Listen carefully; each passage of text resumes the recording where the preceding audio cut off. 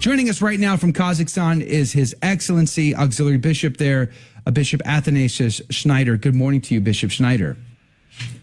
Good morning. Praise be to God. We are very grateful. It's good evening to you, but good morning for us. We're grateful for your time today, Bishop. I want to start with the rescript that came out of the Vatican on the traditional Latin Mass. I'd love to get your commentary there. And then I want to ask you about the Germans in particular, the bishops who are moving forward. But what was your thoughts this past week when we learned that there's going to be further restrictions and the Vatican is basically taking away the liberty of bishops to make decisions in regards to Traditionis Custodes? What were your thoughts? Well, this rescript is a demonstration that all the talks about decentralization, which was very common in the last decade since the Vatican II Council, and then all the talks and speeches of the Pope and the Vatican and the bishops about plurality, diversity in liturgy, and welcoming integration of all, it is revealing by this rescript as a lie, as a contradiction. And so there's only one category of Catholic faithful in the Church who are not welcomed, who are marginalized, humiliated to a second-class Catholics by these measures, by these discriminatory measures. We must tell this is discrimination. And in the same time, there are in the Church plenty of liberty to do in the Mass what you want, to make the so-called LGBT Masses, for example. There you don't need a permission from Rome, and so on.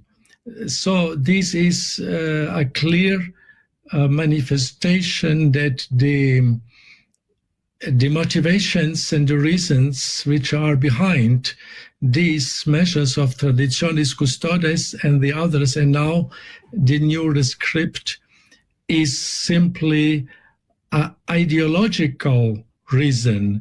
That is to say, a rejection and a despise of the tradition itself, of that what was holy and venerated for more than 1 millennium in the entire Church and for all the saints. And this is a huge injustice. We have to say this, and with all respect, of course, but we cannot be silent. And I hope that, and I'm convinced that in spite of these discriminatory measures, the traditional Mass will continue to grow.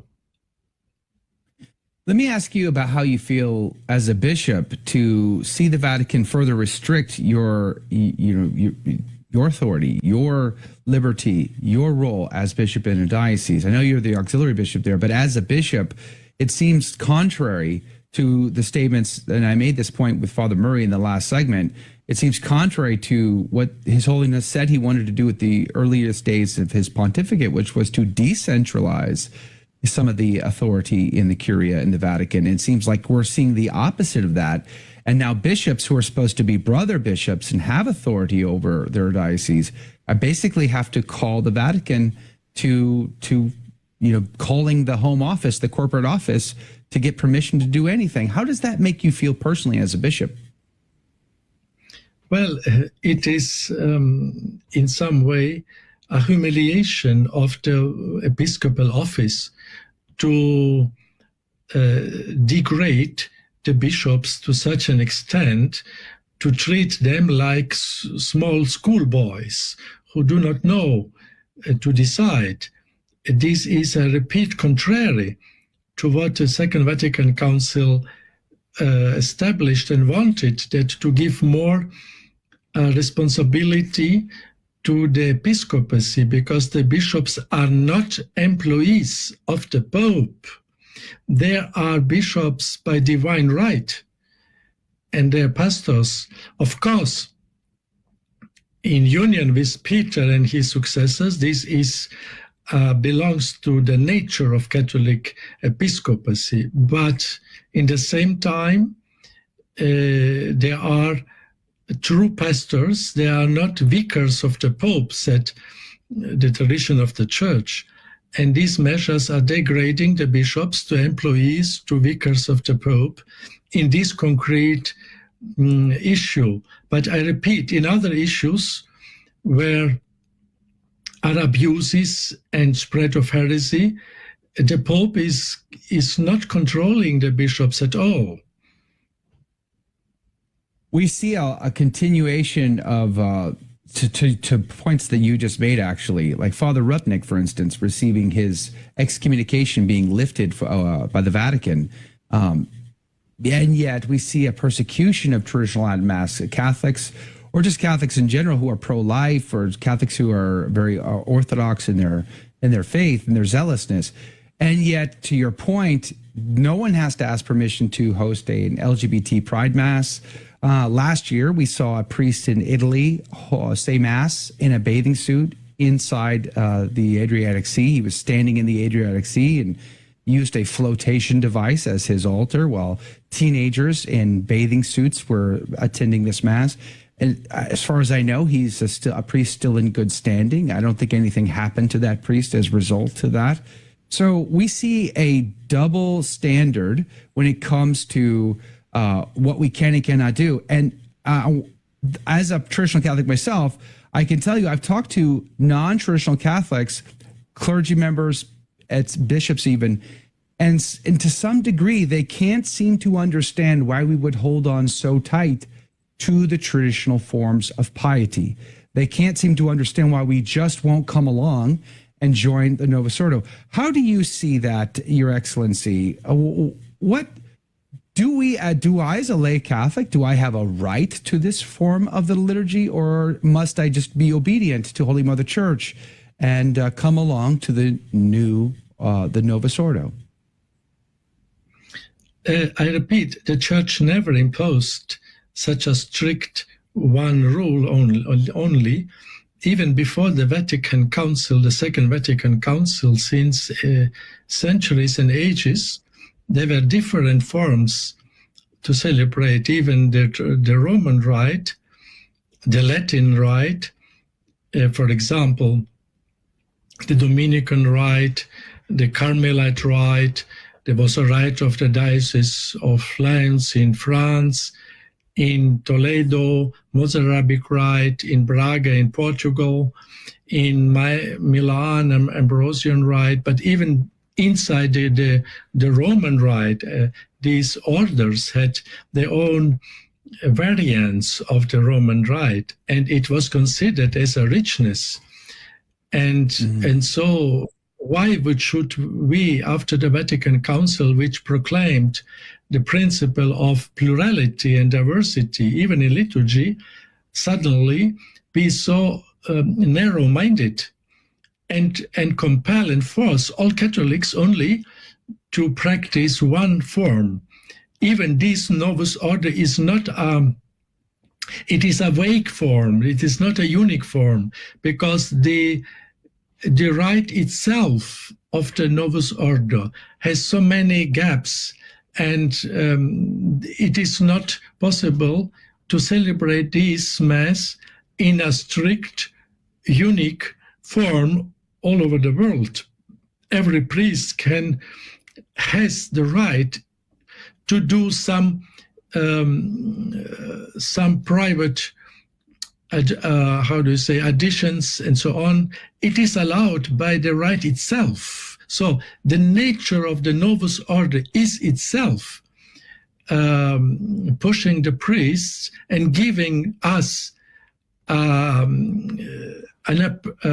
form of a vagueness. And so when we choose the traditional form, it's not our own taste, but we are obedient to the Mother Church of all ages. This is the property of the entire Church, the traditional rite. And so we are obedient to the church when we do not follow the Novus Ordo, because the traditional form is older, has more weight, has more veneration, has more saints, almost all the popes from the last millennium. So on our side are more popes, more saints, more ages, and this has more weight. We have about 1 minute before we have to take a quick break. What about Eastern rites? And is there a move to make Eastern liturgies more along the lines of a Novus Ordo? Usually not, but unfortunately there are an infiltration of the so-called forms of the Novus Ordo in some Oriental rites, like the Maronite rite, the Syro-Malabaran also. And this is to lament. They have to keep their integrity of their rite. Hold that thought. Bishop Athanasius Schneider is our guest from Kazakhstan.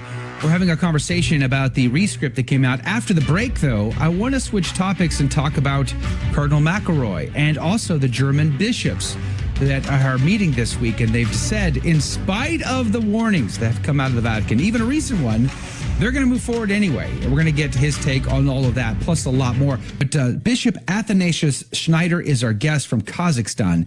And Bishop, welcome back to the program. I saw an article from CNA. The headline said, despite no from Vatican, German bishops move forward with plans for synodal council. You know, to some of the point we talked about in the last segment, it would seem that these bishops are very determined to progress down this very progressive path of thinking about homosexual activity as normal, blessing same-sex couples, female priesthood, and so much more. How are we to react and to think about this, Bishop Athanasius Schneider? I think this is an omission of the Pope of his responsibility, because this is one of the main tasks of the Pope to prevent spreading of heresies and ambiguities amidst the episcopacy. And here he has to intervene, as did almost all the popes in the past. So he is the supreme pastor. And when he is seeing that wolves are entering the flock with the sheep, it is not sufficient to say to the wolves, you have not to enter there and you have not to harm the sheep. It would be completely unrealistic for a good shepherd. He has to prevent them.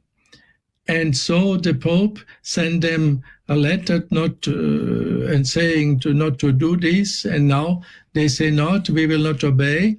And the Pope is allowing them to continue. This is undermining the authority of the Church, and a collaboration by silence on the side of the Pope, by his silence and his inactivity, concretely to prevent the spiritual poison which these German bishops are spreading among the good Catholics in Germany.